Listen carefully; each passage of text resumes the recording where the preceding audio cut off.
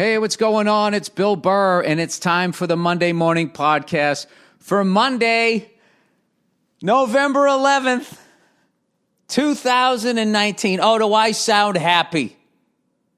Do I sound a little joyful? Alabama, the dream ended last night. 2 nights ago, actually. Your LSU Tigers went into Tuscaloosa with all those shark tooth fedora wearing so-and-sos. Huh? The last state in the union to let black people go into a 7-Eleven and get a Slurpee. I don't know if that's true. LSU Tigers go in and beat the Alabama Crimson Tide. Oh, my God. How nervous was Nick Saban's wife at the end of that fucking game? Now, kids, just, try not to look at him when he comes home. You know how he gets. I got to tell you something about Nick Saban. I think that there is some sort of weakness there. I can't figure it out, but it has to do something with his hair dye. Okay? Now, obviously, when you look at how bad his dye job is, what you're really seeing on the surface is an extremely focused individual. Okay? The man does not have time to go to the beauty parlor and get his hair did. He just doesn't. He's too focused on winning yet another goddamn championship, and he's gonna go down in history once enough time goes by being bigger than Bear Bryant. That's right. Gradually, over the decades, you will see less houndstooth fedoras, and you're going to see more hair-plugged wigs with like Skull Bandit Chew fucking comb through it, whatever the fuck it is, okay? You do see focus in his dye job, but what I also see is I see an inherently vain man. And with all vain man, there's a chink somewhere in that fucking armor. Okay? Oh, wait, can I not be on SNL now? It's an expression. There's somewhere in there the fact that this fucking man has to take the time to dye his hair. There's something going on there. There's an insecurity. There's a fear of aging. There's something going on there that can be exploited. And I don't know what it is. And I think LSU came in there, all right, with their head football coach who came out with the fucking number one fingers in the air when he came out the tunnel. The audacity, the bravado, the machismo came running out of that fucking tunnel. And of course he did. He's got a full head of beautiful hair. He sounds like a Cajun Hulk Hogan. And what I think happened in the middle of that game was Nick Saban second-guessed himself because when he looked across the field, he saw too much man standing across from him. And your LSU Tigers came in, put 46 wonderful points up on the Crimson Tide. And they rolled right back to the locker room with their first loss of the year. Tumbling from number 2 in the country all the way down to number 4 and still being in the playoff. How does that happen? I don't know. I'm going to say cha-ching because people hate him so much. It's just great for the ratings. I'm actually helping Alabama stay in the playoff with how much over the years rooting for LSU, I suddenly hate Alabama, which I never did. I don't really hate them. It's just fun to root against them. All right? But look at this shit. I don't understand. They've played one ranked team this year, and they just got their butts whipped by 3 points? They let up 46, though. Let's look at Alabama's. Let's look at their schedule. This is who the fuck they played. Okay, going back to where the hell are we? Where are we? All right, they started off with Duke. I'm not shitting on fucking Duke. I mean, they can play basketball. You take off the pads, you put on some short shorts, and those guys are a problem. Okay? You put the pads on, you go outside, all of a sudden, they look like Ivy League players. They played Duke. Oh, yeah, you think that scares you. And then they played, I think, New Mexico State. NM State. I'm going to guess New Mexico State. Then they played South Carolina, who in years have been good. They're not ranked this year. Then they played Southern Mississippi. Then they played Mississippi. None of these teams are ranked. Then they played Texas A&M, who have been good at times, not ranked. But is this Alabama's fault? They're beating the fuck out of them. I don't know how this works. Then they played Tennessee, who always start, oh, it's going to be here, we're going back in Knoxville. Nothing. Then they played Arkansas. It's really not their fault that all these programs are in the shitter right now. I don't hate Alabama enough to fucking ignore that fact. But then the one team that they play, yeah, they lost 46-41, a home game. And the last one, what a fucking garbage goddamn touchdown that was. Fucking LSU, Jesus Christ. 46, would that be 34? A little more impressive, but whatever, all right? But then as much as I'm bitching about them, let's go to look at the Ohio State's fucking schedule. The Ohio State. You ever seen somebody so proud of a state school? It's like, you ever go to Ohio? Half the people you met graduated from Ohio State. Ohio State is the school that people from Ohio go to when they can't get accepted to a real school in another state. Why am I doing this? I have road work next year. All right, Ohio State Buckeyes, right? The big fat fucking Midwestern people waddling their pasty asses into that fucking horseshoe, which is no longer a horseshoe. They started off with mighty Florida Atlantic. Then they played 17th ranked Cincinnati. So already they're ahead of Alabama. Then they played the perennial powerhouse, 24th ranked Indiana. Now, I don't know what these teams were ranked when they played them in defense of fucking Ohio State. Then they played Miami of Ohio, right? That's a little nod to global warming. Miami is now in Ohio, right, because the oceans have risen. Then they played Nebraska, who's just been, I don't know what they've been doing for the last fucking 20 years. Then they played Michigan State. Then they played Northwestern. Then they played Wisconsin. Then they played Maryland. Next week, they play Rutgers. I mean, Jesus fucking Christ. All right, then who else is in the top? We got Clemson. I mean, how do you tell who's number one when you got like three powerhouse teams that are just all in shit fucking divisions? Clemson played fucking, is that a misprint? Citadel? That's last year, right? Okay, they played Georgia Tech, Texas A&M, Syracuse, Charlotte, UNC, Florida State, Louisville, Boston College, Wolford. Is that a woman's school of nursing? I don't even know what the fuck that is. And then they played NC State. So the only way I feel that you can really judge anybody at this point is Alabama's loss to LSU, because neither Ohio State or Clemson has played anybody nearly ranked that high. I don't know. They only lost by fucking 5. Who cares? But you know something? At least they got a goddamn playoff. All I know is that the LSU Tigers. Yeah, you got to take that, Alabama.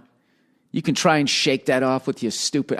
You know what I can't stand about Alabama fans? How many of them actually go and wear blazers to the goddamn fucking game? You know what I mean? Like they're actually intelligent.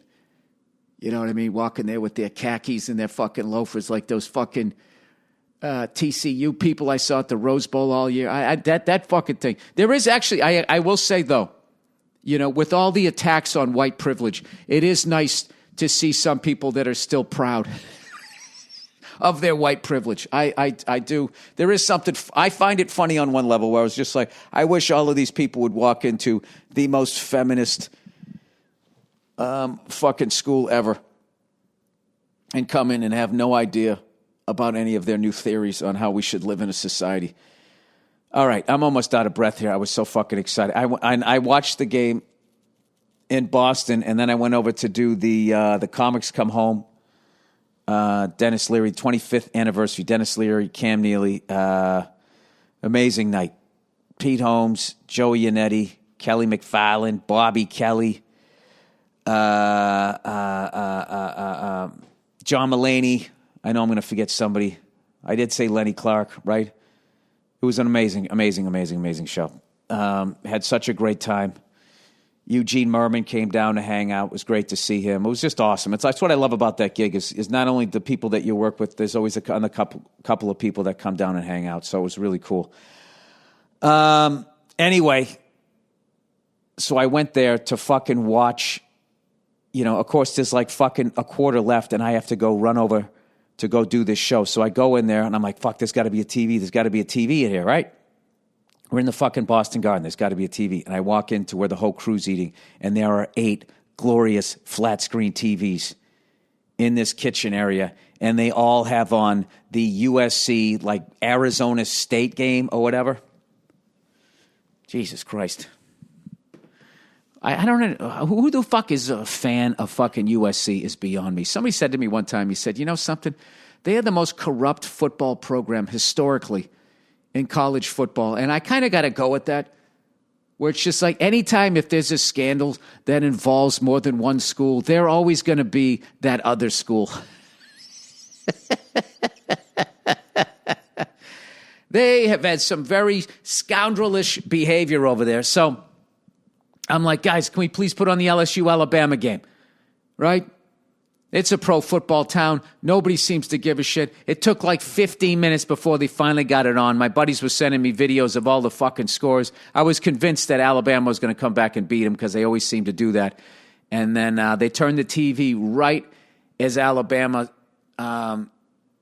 scored that go-ahead touchdown with their running back. I don't know their fucking names. That kid, 22, I think he had a great goddamn game. Reminded me of Joe Morris back in the day on the New York Giants, and I just lost my shit. I just went, whoa, that's right, you fucking lose. And I was the only person flipping out. Nobody else cared, and I looked like a fucking asshole. And I was celebrating, and I was talking all of this shit like I had something to do with it, like I've been a lifelong fan rather than just being a fan since 2007 when I moved out to Los Angeles. And as I said that, for whatever fucking reason, LSU's playing, I guess, tight coverage or something. They let this guy in Alabama get behind him, and then they immediately score a touchdown. I was just like, you got to be fucking kidding me. Are they really going to do this? So anyways, congratulations to LSU. Oh, and I watched right before that. I watched the last half of the Minnesota-Penn State game. And I was rooting for Penn State because Ohio State fans always bitch, moan, and complain about Alabama being in the playoff and them not being in the playoff, despite the fact when they finally get in there, they got their fucking asses kicked, right? And always saying the SEC is weaker than the Big Ten. I'm going to start a lot of shit. I'm going to get a lot of emails here. Okay? And then there was this one fucking year, both Penn State and Ohio State both had a loss. Okay? And fucking Ohio State's loss was to Penn State, and they still got the nod to go to the fucking playoff. And they still have the nerve to bitch, moan, and complain every fucking year. So just because they're fucking whining, I, for some reason, like, root against them now. I can't totally root against them because my buddy Lawhead's such a huge fan. So I'm always, like, happy for him if something good happens for them. But that was good for them that Penn State just lost. So now they're the only undefeated guys in the East, I guess you call it. And everybody's trying to say, hey, Minnesota is for real. They're not for real.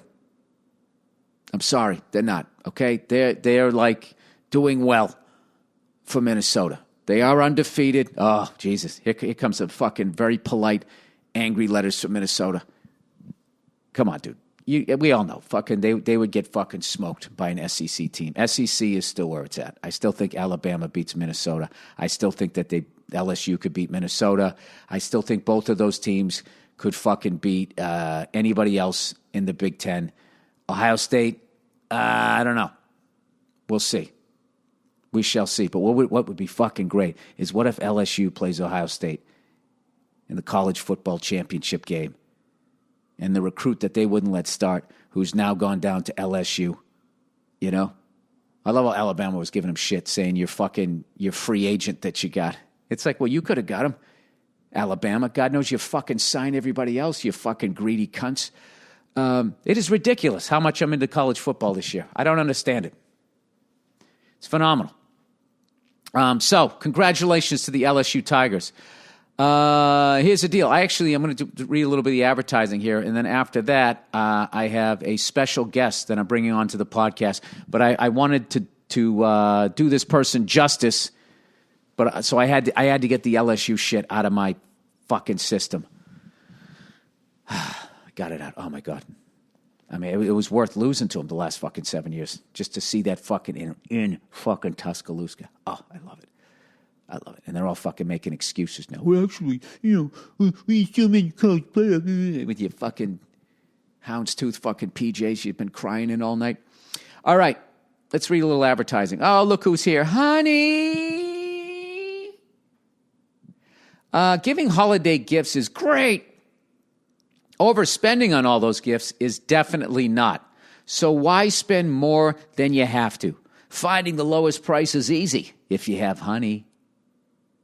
Honey is a free browser extension that automatically finds the best promo codes whenever you shop online. This means you always get the best deals without ever trying on over 20,000 sites.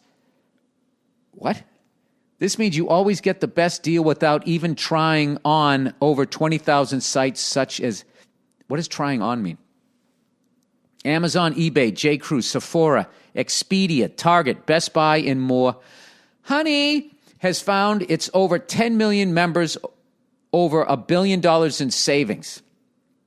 10 million members, that's like $100 each. Honey supports over 200,000 stores online. Honey has over 100,000 five-star reviews on Google Chrome Store. If you're buying gifts this holiday season, then you need Honey. If you're not, you probably know someone who is. So do them a solid and tell them about Honey. Honey can help make sure that you're getting the best price for whatever you're buying. It's free to use and installs in just 2 clicks. Get Honey for free at joinhoney.com/Burr. That's joinhoney.com/Burr. Oh, look who's here, everybody. Our good friends, old Zip.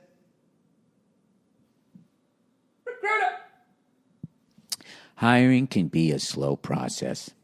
Cafe Altura's COO, Dylan Miskowitz, my favorite name of all time.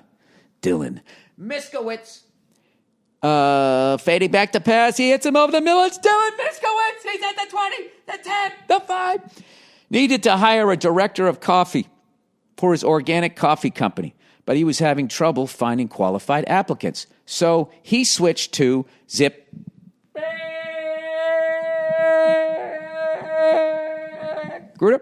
ZipRecruiter doesn't depend on candidates finding you. It finds them for you. Its technology identifies people with the right experience and invites them to apply to your job. So, you get qualified candidates fast.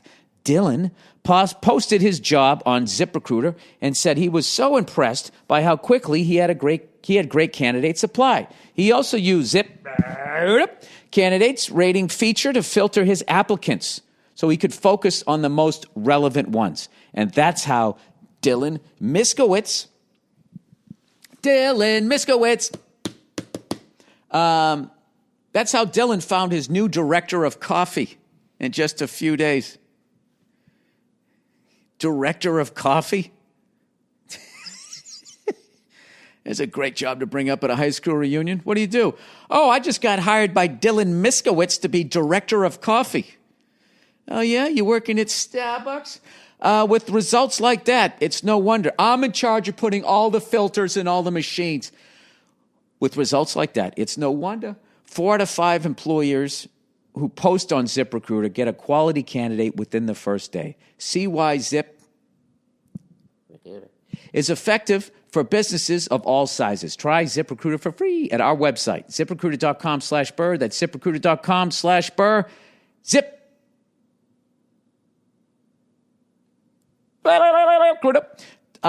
.com, the smartest way to hire. ZipRecruiter.com/Burr. Oh, look who's last, huh? Me undies, getting ready for the holidays. Me undies, your fucking head's in a haze. Why are we buying all this fucking shit? planet's going to hell. Show me your tits. You can't say that, but you can keep buying shit. There's no more fish left, but still get sushi.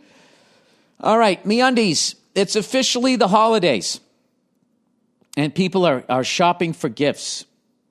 I'm actually, you know something? I really think that people should go out and if somebody already has their Christmas lights on before Thanksgiving, okay, I'm going to see some feminists that say that this is turkey shaming, and they go out and they short-circuit all of those lights, and they don't let them come on until African-American Friday. See how progressive I am? Right after Thanksgiving. All right, it's officially the holidays, and people are already shopping for gifts. Before you freak out, man, about what to get your boyfriend, who you've only been dating for 4 months, or what to get your mailman, is that a thing? Or the fact that you have to go to gasp the mall, listen up. MeUndies is anything but ordinary. Do you buy your boyfriend of 4 months underwear? You got to ask yourself that question, especially, you know, if you haven't banged yet. Let's say you're not into that. You're taking it slow. If you give him the underwear, then you got to make sure you don't give him the banana hammock ones, because then he's going to be thinking like, all right, it's on, right? Just hear those sleigh bells ring-a-ling. Here's my fucking thing. Oh, sorry. MeUndies is anything but ordinary. They have a gift for literally everyone. Yes, including your weird aunt. And the best, she's weird. You're the one buying her underwear. She's the victim in the story. Okay? And the best part is they deliver straight to your door with free shipping. That's a holiday miracle right there. Speaking of not wanting to leave the house, MeUndies makes the perfect hibernation undies and loungewear.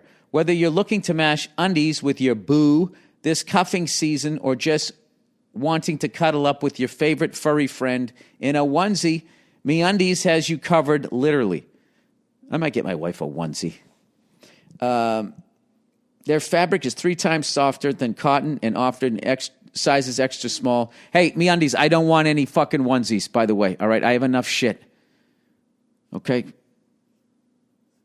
4XL, 3X softer than cotton is like being 3 times softer than those cute little marshmallows at the top of your hot cocoa. Different prints, colors, styles. MeUndies knows it's friggin' cold out, which is why they're coming out with even more cuddly products. This holiday season, cozy up with their robes for men and women. Treat yourself in their soft new slippers, and of course, match the whole family with their soft new baby bodysuit. My God, they're just covering the whole thing.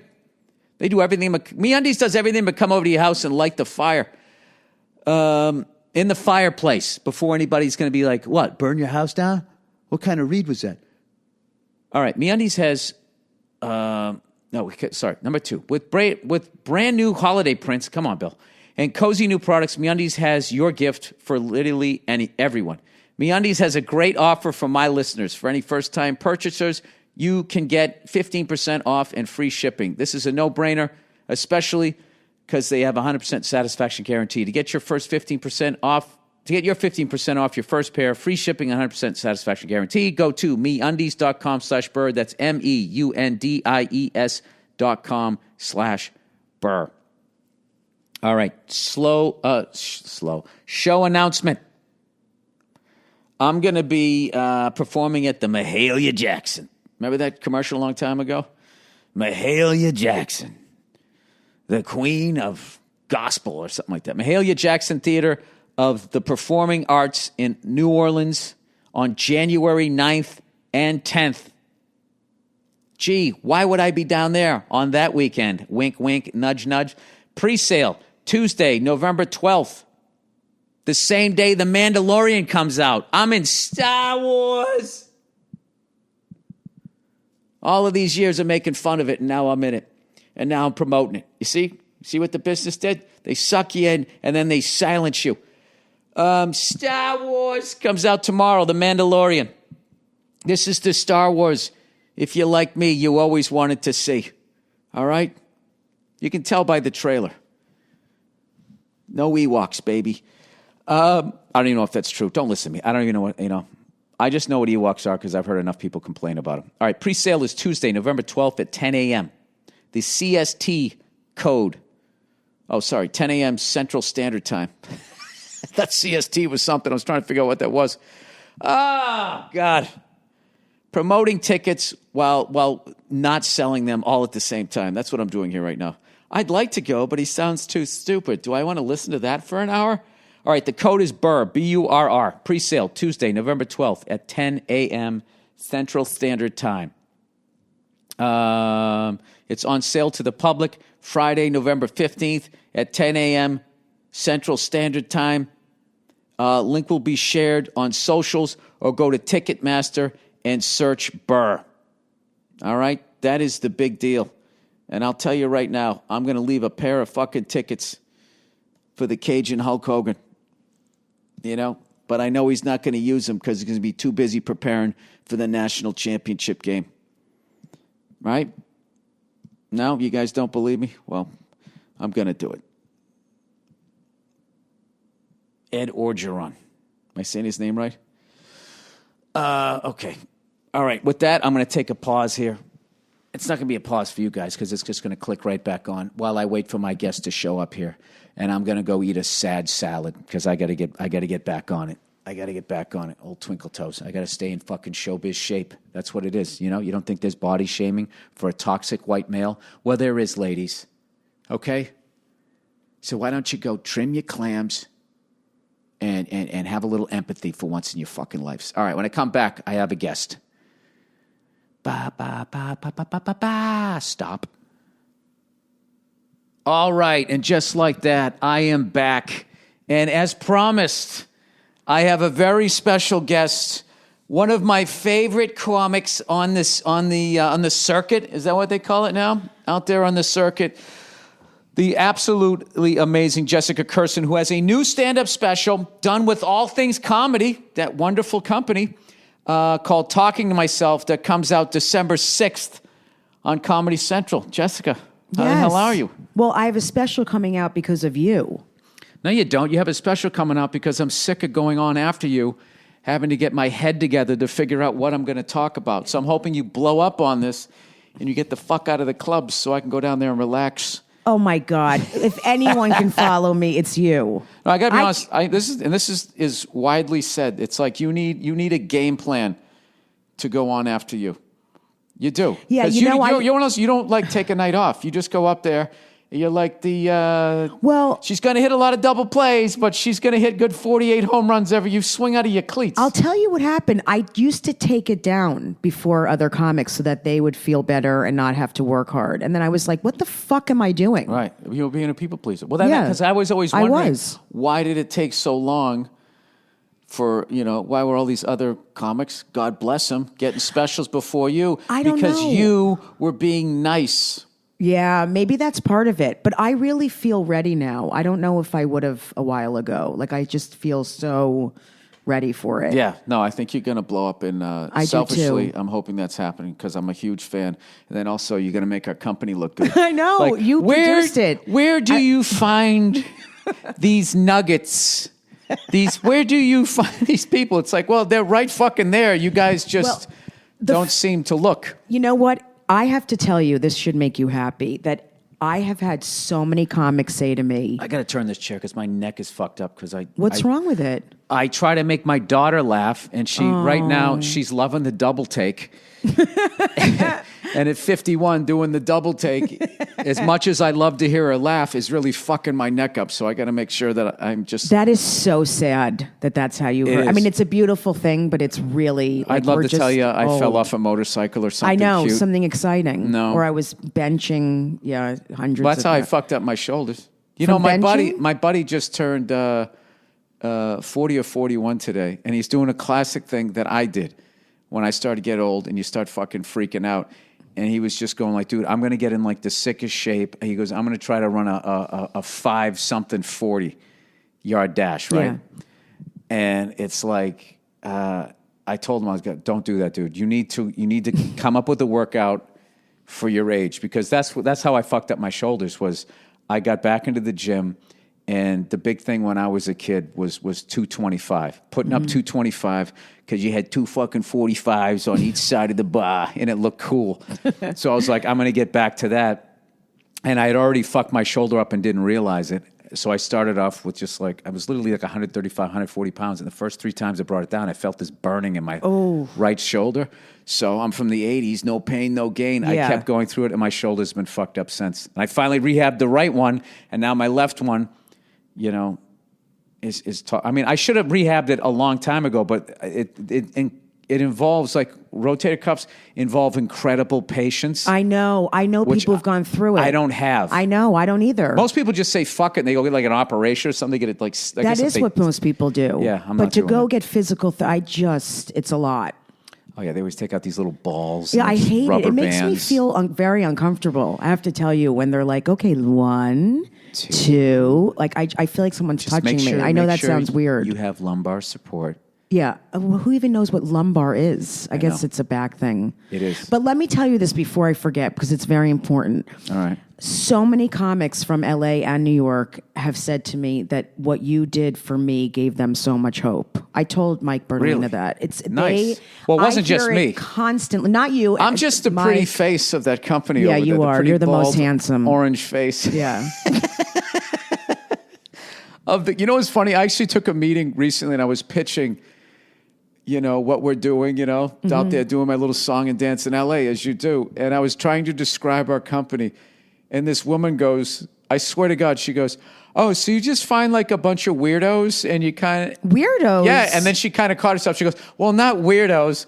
I go, is that what you call like the funny people that that you passed over? That's unbelievable. No, it was... That's so typical of who makes decisions in Hollywood, to call comics No, she was cool and everything, but I just was like, that's sort of been a running joke with me and the other guy who were in the meeting. It says, yeah, that's what we do. We just find these weirdos, you know, those people that actually have an hour of material, have actually done all the rooms and are seasoned and are ready to do something. So I just thought I kind of made me, at first I was taken aback, like, wow, man, I can't believe she just said that. But then afterwards, I took it as a compliment of being like, all right, well, I think I'm doing something.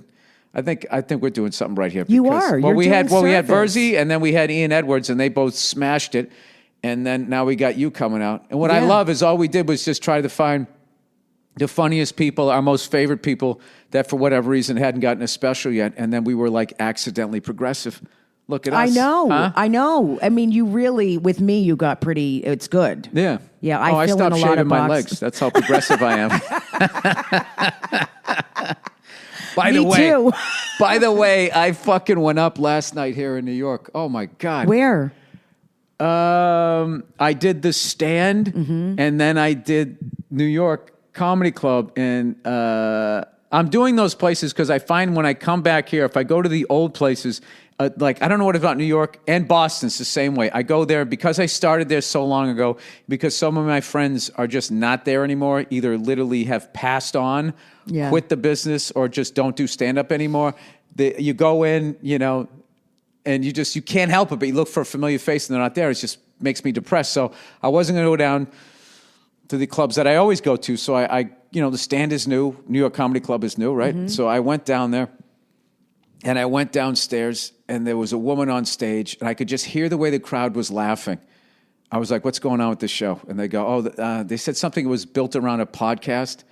Oh. And like there was a woman who had a podcast, and it was her show. And I said, all right, forget it. I'm not going on this one. So it's a specific audience. Because I'm gonna bomb. Yeah. And then I went upstairs. Isn't that amazing? You say that. Yeah, I'm gonna bomb. You're such a comic. I love that. I'm not gonna interrupt. I'm not gonna ruin their fucking night, and I'm not gonna.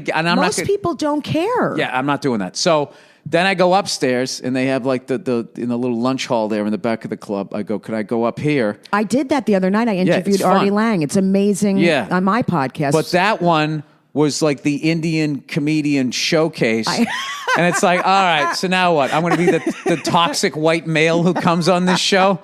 And I'm like, fuck. And I was gonna literally leave the club, but the guys running the show was like, no, go on. And I went up and I had like an okay set. Like it's the weirdest thing where part of getting old, I think, this is what happens. But the weird thing about this generation is it's usually like the young people are shocking you. Yeah. And now I'm finding it's like they're boring me to tears. It's interesting, isn't it? No, it's. I mean, it's upsetting. I wanted to be like, show me what's around the corner, what's next. Yeah. Make me feel like I'm slowing down, and they're up there. You know, the crowd just makes you feel like. I don't know. I walk out of there going like, am I a fucking moron? Like I feel like stupid when I do stand up here now. It's not like that around the country, but there's really like a weird thing with like L.A. and New York. There's something about people who move here. They just think they're so amazing that simply that they moved here, and then they think all of their thoughts are the be all end all of the direction that society should go in, and they're like, I don't know, like last night. It wasn't like hostile. Filled with fear. Well, it wasn't like hostile. Yeah, I feel like they kind of grew up with these fucking phones and shit, so they're kind of used to being watched. So they have like it's like Al Gore energy, where you just kind of like, remember that guy? He was just like so outside his body. Yeah. That whole time he ran for president. Well, they're not present. Is that what they're not present, and they're overthinking everything. That's the difference too.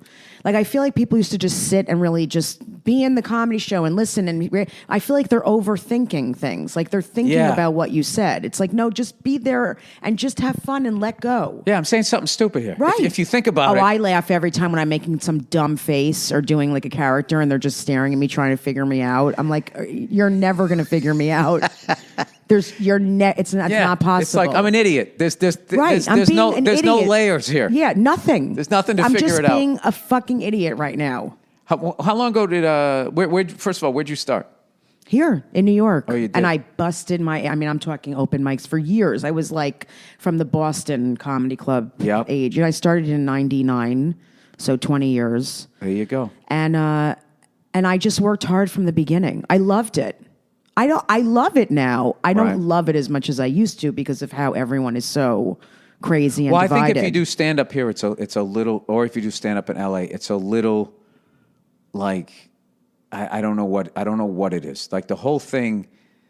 Something happened. Something happened. Like when Trump won, right? Yeah. And then SNL had that actor on there dressed as Hillary Clinton playing the piano, singing like Kumbaya.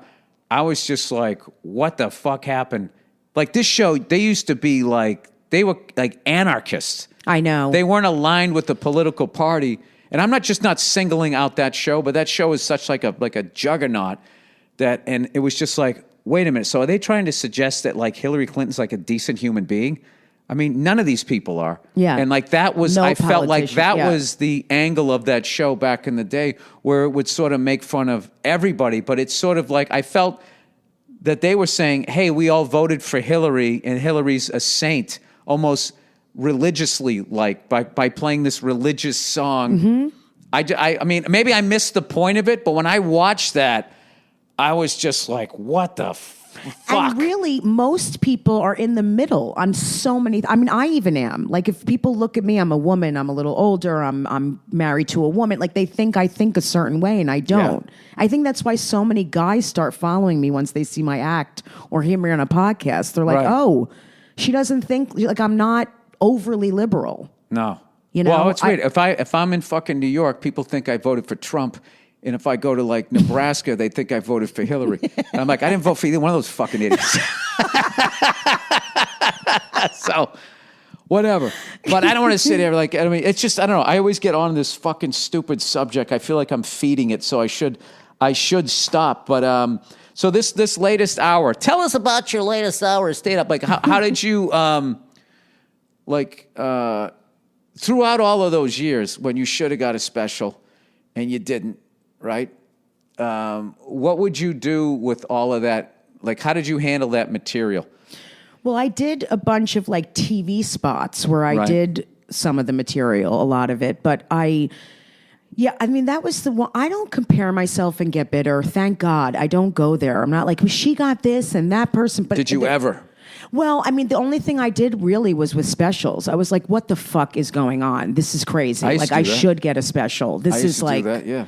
Trying to get on Letterman. Yeah. And you'd see somebody else get it and be like, that fucking guy got, you know. Well, I think they made so many mistakes with all of those shows that now they're going back to really trying a little bit to get people who are funny. Do you know even if they're older and they're white and whatever. I think there's a zillion people, and I really don't think it's personal. I think it's fucking chaos. It's not personal. And everybody is just doing the best they can, and there's no fucking way the people in the industry can figure out who all the good people are because they're too busy doing that fucking office thing, trying not to get fucking fired. Exactly. They're trying to cast stuff too. Like they have to fill in. I mean, I know because I've worked behind the scenes too, like you have, and I started producing a lot of stuff, and I see what happens. I see. No, I've learned that now. Yeah, we're trying to develop stuff. Yes. Like certain people you develop, you're like, oh, this person's easy, and then the best people to try to develop stuff with, they understand. Yeah. And they're sort of patient. But when you get with somebody who's just like, I don't fucking I said I wanted this. It's 6 minutes later, and I don't have it, and I want to know what the fuck is going on. You're just like, holy shit! Oh, this is the other side of the table. Yeah, totally. And I'm also happy that I believe it or not, I'm happy it has not been easy for me. I know that sounds crazy that I'm saying that because I've been through so much in this business, but I'm happy like no one did hand anything to me. Well, yeah, because now it's built in bedrock. Yeah. I mean, when really you have like to do all of those fucking rooms. Now, when you go up in front of a gay crowd, do you find that they automatically like you, or do they gay men love? I mean, they love you. Love me. Lesbians sometimes they get offended sometimes, and then I get enraged because they're my people. So it just makes me want to suck dick. I'm like, please make me straight. Please, God, do something after this show. It's very hard for me. It's with Jewish people too. Older Jews, when they get hostile and offended and mad, and I'm like, please, you're my people. Like, just let go. Do you? But or Orthodox. In all fairness, when you go up, do you try to fuck with them a little bit? Yeah, I do. Do you feel because you feel like they feel like, oh, you are what I am, therefore you think the way I do. Do you deliberately go up there and maybe throw a couple Now I do, but of course, for a while when I had no money and I was desperate, I had to just play the game because I wanted to get paid. Do you have any good stories of lesbian crowds not liking you? Oh, there are a lot of times someone will come up to me like, I was very offended when you said the thing about disabilities because I have a disability and I have a dog. And now I'm really rude back. But before I'd be like, I'm so sorry. I'll never say that. And I wouldn't say the joke again. Like I would feel really bad because I'm really empathetic. I was going to say, yeah, you're like trying not to kill too hard. But now I'm like, fuck you. When people try to silence me, it enrages me. Especially women. Like when another woman tries to silence me, I'm like, you're not supposed to do that. Like, let me be free to say what I want. Do you know what that is? That's the fallout of all those years of you being overly empathetic to people who were not showing you any empathy. I know. And then you got to work out, why did I do that to begin with? I know why I did it. Why? I mean, because I would put other people's needs before myself. And why? Because I wanted them to like me. Why? I'll tell you exactly why, because my mother's a therapist, and she brought me up. You're going to laugh. It's really true.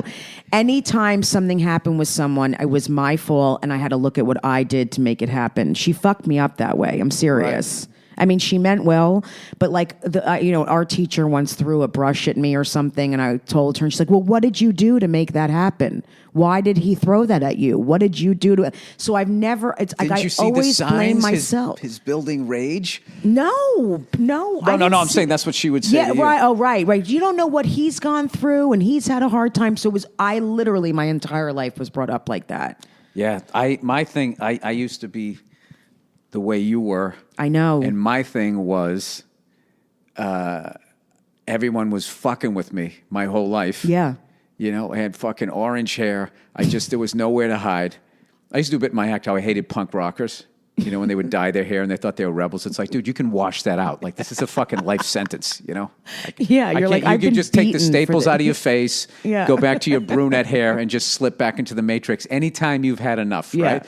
So, I just found that if I didn't even know I was doing it. I used to just adjust my personality to everyone around me. Yeah. So I would just fit like a fucking glove, and then everybody fucking liked me.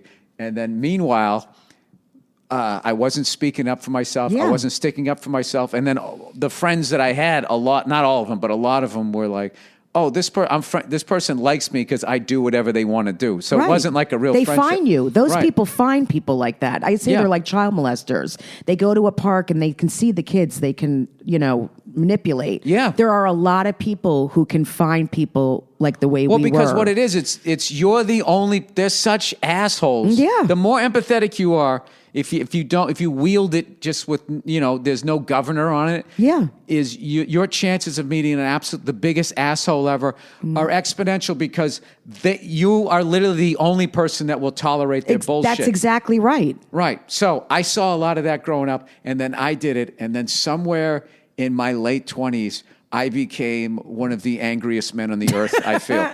And I am What still... happened? Like, seriously. Well, for the first 25 years of my life, I thought I was kind of this happy-go-lucky, and everybody else did. Yeah. What happened is you spend a third of a century doing what other people want you to do. You end up in a place you don't want to be. And I found like I ended up... I did start stand-up at 23, almost 24, and the stand-up thing, I think because I was had such social anxiety, I was just like, I'll just become a comedian. People will see that I'm funny, they'll like me, and then everyone will stop fucking with me. Like I literally did it as like an advertisement. This is Bill. He's silly. He smiles and he works totally clean. He doesn't offend anybody. And now let's all just, go. And when I got off stage, I had no need for everybody to come up to me. What it was I just knew that everybody now thought I was funny and I was cool, that I could now relax in the room and sit by myself in the corner. So I was doing that. And if you're like that personality, you're not going to get the girl or whatever the fuck you're into. You're not going to get the job. You're not going to get the gig. You're not going to get, because everybody else is being like, no, I want that. And then you fucking start resenting those people for speaking up for themselves, and then just expelling all of this energy, resenting all of these people simply because they're asking for what they fucking want. And then you've also attracted all these super fucking toxic people. Yeah. Yeah. So I've been through the exact same thing. Right. And then also halfway through that, then you realize what an asshole you are. And then all the bullshit that you're doing. Because then you go through the whole other thing of like, oh, that's what I'm doing. Oh, my God, I'm a victim. I'm just this and that. And then you get to that level off point, like, oh, then you overcorrect. And then you got to come back to be like, okay, I'm also a cunt. And I'm moody. Yeah. I'm opinionated. I interrupt Selfish. people. Yeah, all of that shit. Self-centered. I know. So I at a certain point thought I'm being a complete victim. I don't have patience for that anymore with people. I think there's a certain point you can milk it and then fucking move on. Well, you can't, because you're not going to get what you want, because nobody gives a shit. I know. Nobody's going to stop long enough. Yeah.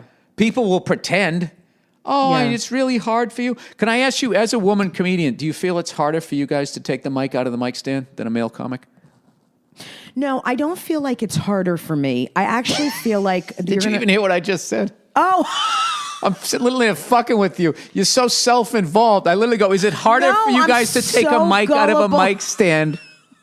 You just answered that. I was like, wow, this is great how she's doing this. No, I'm being that gullible. She's being deadpan. I know. I thought That's you were being how much I deadpan. hate myself, that I was like, yeah, it is. Yeah, no. Oh, God. So that wasn't a real question. Yeah, that was very funny. I wish I caught on right away. I do the same thing.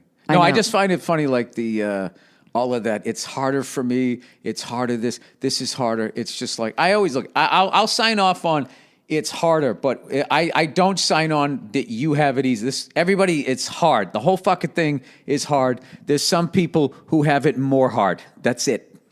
Well, this is That interesting because I was on stage with Nikki Glaser and Rachel Feinstein the other night. And this woman, we did a question answer thing. It was hysterical. And this black woman in the back said, what do you think about it being very hard for black comedians, female comedians, that they don't get booked a lot and it's very hard for them? And I said, listen, I'm in my late 40s. I'm heavy. I'm gay. It has been very hard for me too. Like it's hard for a lot of, like, I can get backlash for this, but right now at this very moment, it's hard for white guys who are starting out. Like that's shocking for people to hear me say, but it's just, it's hard for different people at different times. And Well, it's the pendulum swings, Exactly. then goes all the way over there. I think it's going to kind of land. It's like the So Me do Too I. thing. The Me Too thing, no one was listening to women, and guys are doing all this horrible shit, and then the cork finally blows off the bottle, and then it way fucking Right. overcorrects, and every guy gets treated like he took his dick out at work or knew somebody who did and helped cover it up. And now it's coming back now. Like, I just saw something Yeah. recently, like Jeff Goldblum made some sort of comment about Woody Allen, and I then saw like that people too. are just like, oh my God, I can never watch him pretend to fight a fake dinosaur again. I can't believe. I know It's that's just the like, thing. You it's just have like, to say what you believe and own it, and not apologize and fuck yeah, it. and it's Because just no like, matter so now what, you're going to hate this guy because he has an opinion. You're going to start treating him as though he did the thing that you're accusing this other guy of doing. That's where but I saw enough pushback going like, guys, there's there is pushback happening a lot more. yeah, now. where it's just like, all right, already, all right. But also, I think those people really need to go talk to someone, because I think the people that get the most offended have a lot jammed up from their past. I really do believe that. I think they're still upset about something that happened to them or things they went through. And I feel like if you really work on that a lot, you take it less personally when someone says something like that. My favorite thing is just the complaints I'm hearing the most is from white women. And that's the I funniest know. shit I ever. loved it when Like, you were saying that on stage. I was laughing. It's just fucking like somehow they put themselves at the front of oppressed people. White Yeah, women in the United States of America. I'm not saying they don't have some bullshit that they got to go through, but Jesus Christ. I mean, yeah, I don't relate to that in certain ways at all. I also, as a female love it. comic, It's one have of- gotten a lot more work because I'm funny. Now, I'm serious. Like, a lot of times they want a woman on the show or need a woman. Right. So I've gotten a lot of work because I've played that the right way. Right. Of just getting stronger and stronger and being a woman that they know can deliver if they put me on a show. What's the worst gig early on that you did? Oh my here God. in New York? I mean, I don't know about here in New York. My first road gig, I did Bananas in Poughkeepsie. Oh God, yeah. in a fucking hotel in a Holiday Inn. It was my first paid road gig, and I was hosting, and Sherrod Small was middling. And I went up and I was doing my thing, and some guy stood up and he's like, "You fucking suck, you fat bitch," like just screaming. And I'm like, "Dad?" No, but but he was like screaming, and like in a point where it was like really bad. And I did not know how to make it funny. I was 6 months in, so I was like, "Fuck you." And it was this horrible screaming match. Well, you had There good was- instincts. You went back at him. I always do. Like, I will attack. So I went fucking crazy, and people were freaking out. I don't want to be your mother here, but how bad were you bombing that you made that guy say that to you? No, I wasn't. I'm kidding. I was literally like, is anyone celebrating? I mean, it was so crazy. He just hated me. So I was like, you fucking must beat your wife. You fucking, like, I went crazy. Oh, I like that. That's good. Yeah, I went, Domestic you hate violence, women. good. What your mother do to you? Like, I went, because I have a therapist background. Right. My mom, like, I was. Did you get him? Did you get him back? It was not funny. I got him back, but it was not funny. And he was standing up and we were screaming. I mean, it was really bad. And then Sherrod went up and attacked the guy, which I will never forget that he did that. He really went crazy on the guy. And I have to tell you, I was bedridden. I was bedridden. Wait, was for that 2 like weeks. the first show It was of the weekend? first road show I ever did. Oh, did you have to do another one that night? All or weekend. Another? Oh, no. I had to do another one that night, two the next night. It was. You know, there was a time that I would not accept a gig if I had to get on the 87 North. I just wouldn't do it. I know, it's I horrible. can't. I was like, I can't get on. There was something about, as long as I was still in the city, it was sort of magical. And if I was on 87 a little bit, I wouldn't mind if I had to make a left and start going out to Buffalo. I know. But if I had to do that fucking Yeah. 87, bad. it's always bad. It's straight. There's nothing It's to look straight at. into It's the same fucking into rest a areas. concentration camp. Yeah, it's bad. I can't believe I just didn't fucking drive into a tree in Canada one time. I Just can't kept believe I fucking haven't going. either. I can't believe the things I've dealt with, but it's why I got good, because I've had Yeah. to deal with horrible. I've worked like a dude. I mean, seriously, No, I know you that did. sounds crazy and horrible. Some people might, but it's really true. Oh, fuck them. I know. I mean, going on the road by myself and driving all over the country and being in rental cars and not even going into a rest stop where I had to pee. I'd pee in the car because I was so afraid, literally, as a woman at night. Pee in the car? How? Into I remember into a bottle once. I know that sounds. I didn't know you guys could do that.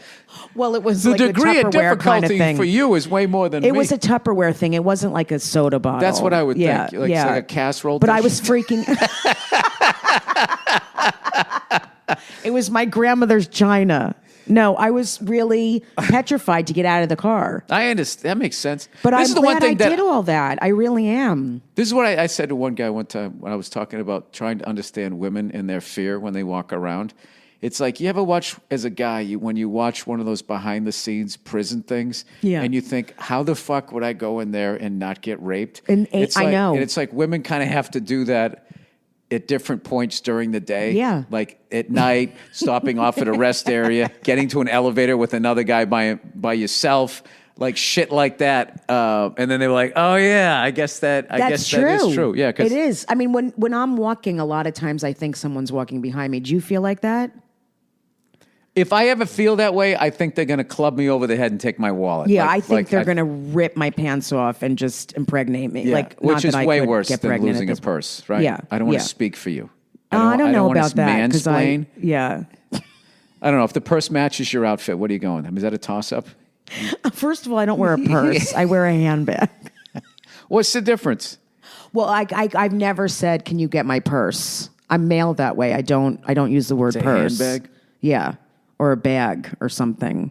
Purse is very. I remember I dated a woman who wouldn't say panties. She goes, What would she say? The underwear. Get me underwear. And we couldn't Panties is so much hotter. It is. Underwear was just like, Yeah, I just underwear. kept picturing like BVDs and a fucking 3-inch dick coming Was a out of her stain. pubes. Yeah, I just didn't fucking. It was just one of those people that was just sort of anti all of that. Is such a hard. That's a turn off to me. Well, I it could is. never be with a woman like that. Ever. So what's your type? I go for feminine women who are naturally pretty, usually dark hair, ethnic look. I like darker Italian. Jesus. I know. You know what? We back in the day, you and I couldn't have been like wingmen for each other. No. Because you had been going I after love the male same one. comics. Always send me pictures of like.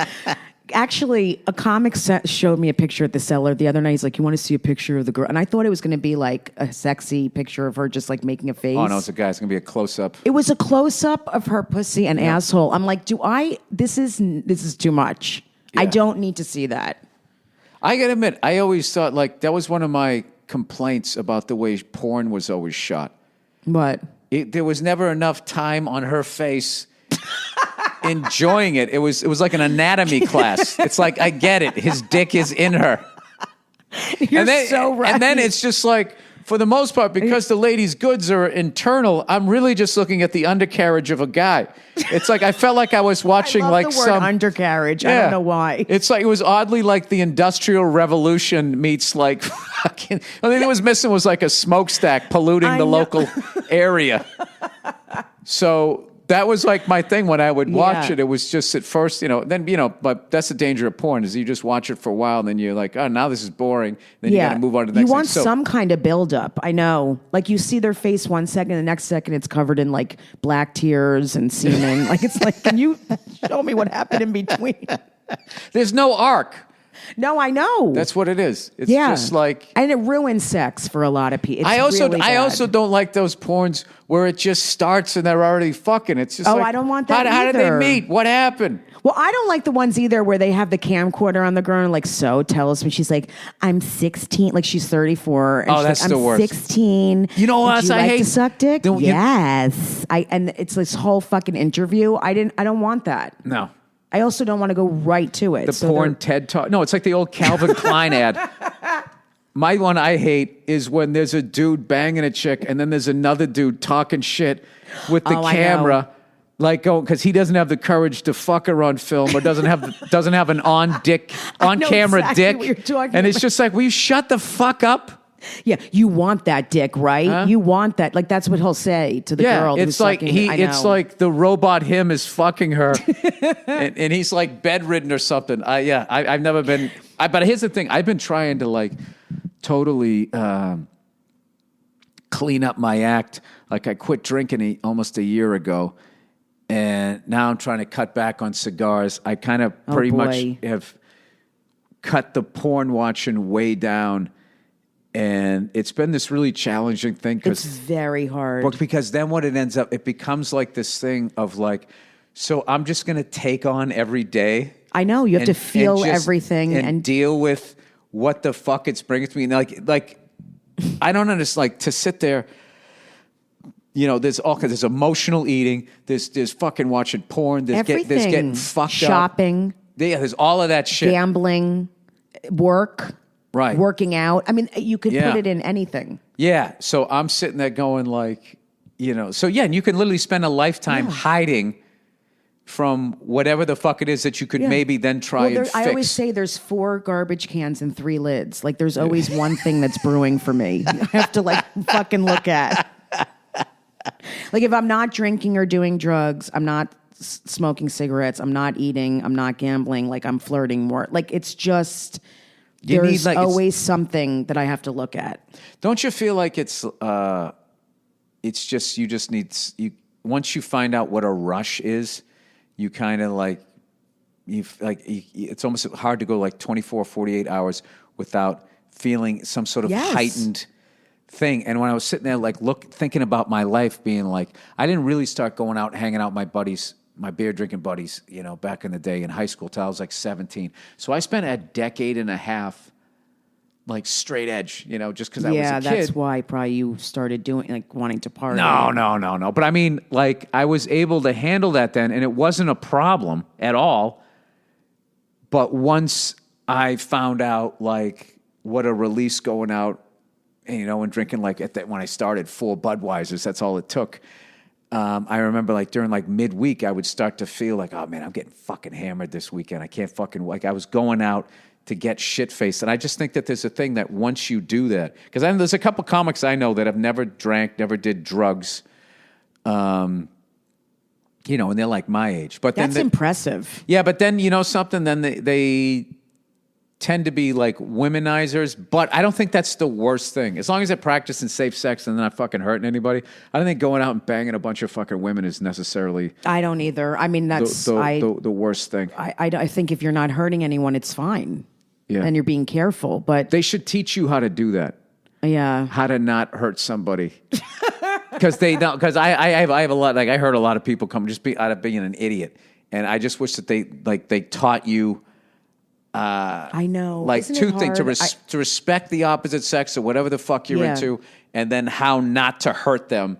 So you could just be like this fucking Zen dude just walking around being like, I'm not ready to be in a relationship, but I, you know, I am looking to have some fun. I think most men don't know. They really aren't taught that. They just do what they think is the right thing, and they don't even know it's not okay until later on. Then another thing, too, is like when you're finally getting laid, you're like, holy shit, it's finally happening. It's like when you're first trying to be a comedian, you hoard every funny thing that you said. Yeah. So you start getting into these fucking relationships where there's really nothing there, but you don't have the confidence that another woman is actually going to want to have sex with you. Right. So early on, you just keep, like it was for me, like, you kept getting into these relationships before you finally just like, what the fuck am I doing? I don't want to be in this, and I'm hurting people. So then I just sort of stopped. Yeah. Being in relationships? Yeah. You did? Yeah. And then you met your wife? Is that when? Yeah, that's usually how it works. Yeah. Then I was just like, all right, fuck this. And then when I met Nia, I was actually a little upset where I was just like, fuck. You mean now I like this person. Oh, got it. Because I was kind of thinking like. Yeah. I was enjoying, like, what I found was Ted Alexandro had the greatest joke about that, where it sucks at night, but for the rest of the day it was awesome. Like waking up. I think I've heard him say, yeah. I forget how we worded it perfectly, like, as always. But I just remember waking up not being in a fucking relationship was it's just like drinking. Yeah. Not drinking sucks at night. Waking up stone fucking sober, like not hungover. Yeah. 8 hours of great sleep. You're like, I feel like I could run through a fucking brick wall right now. And I remember during that time when I was just like, fuck this, I'm not good at relationships, I'm not doing this anymore. Waking up and not having that person next to me thinking like, oh God, is this the right thing? What am I doing? How do I get out of this? Like, just not having that. And just not hurting anybody. and being able to be like, I'm not in a relationship, and just fucking being cool with that. I've done that to myself a lot where I'm like, I'm just not good in a relationship. Like, it's hard. You don't want to hurt someone. You want to make sure you're getting enough. Like, it's like so much work. Yeah. It really is. Oh, yeah. I love your relationship and how you are in your relationship. Because it's rare I feel like for comedians at our age, it's like, we were just saying, I mean, thank God I met her. Jesus Christ. know, Because because that was my people big are fear. I'm alone. going to be that 50-year-old fucking guy. But there's so many. That's what I we were know. saying. And then they so kill, sad. and then they stand out in front of the club. Hey, ladies, how you doing? As they I know. walk Look by. at her. They're desperate for that love and connection, and they want kids, and they want a wife, and it's so sad. You're dyeing your hair. It just becomes like a bad, it's a bad look. So, I don't know. So anyways, I got to tell you something. I really am excited for this thing to come out and for people to see what a great comic you are and those Thank 20 you. years that you put in after peeing into fucking Tupperware. Into a vase. Yeah. Oh, you were elegant in the beginning. Yeah. Yeah. Well, I always was, You Never came elegant. from money. No, but I'm hoping it's done. It did great things for Verzi. Like Verzi's now out there headlining. Ian Edwards is starting to headline and all that type of stuff. And I'm just hoping all of you guys. It's already started from people hearing about it. Things are on a roll. I mean, I'm doing the Tonight Show soon, and Oh, I didn't know that. yeah, I am. Yeah, I'm like, there's a lot going on. Well, the minute people heard about it, they were so excited. It's also a great story. It's like a lot of people will pick the 25-year-old or 30-year-old hot girl who's like really ironic and says really smart thing. It's a great story. They all seem to be just talking about their vaginas. They are. And dick and it's fucking men hilarious. and I know. I really feel like a lot of female comics are the new dick joke comics. I remember waiting to go into the Comedy Store, and there was this female comic on stage, and the shit she was talking about, I just looked at this other guy, we just started laughing, and it took me back to when I first started headlining in the 90s, and there would be, one of those 80s headliners who was now middling, and once they went into their sex shit, you knew that this was they were going to be wrapping it up, and there was that and Wrapping it up. the proctologist finger in your ass bit. Yeah. So he's got his finger in my ass, and I'm fucking I kind of enjoy it, and it's just oh no, I know that's a big one. that is a big one. That's a big you would, one. and then they would end screaming. The whole place going nuts. Yeah. And they would be on 11. And then I would go, the first few times I went up there and I made the mistake of starting my act at 11. Just coming up, how's everybody doing? And just starting up. Finger in my ass. Yeah. And I would, and then also giving 11 energy to shit that didn't even deserve a 6. Right. And I would be 8 minutes into my set and I would literally be fucking out of breath.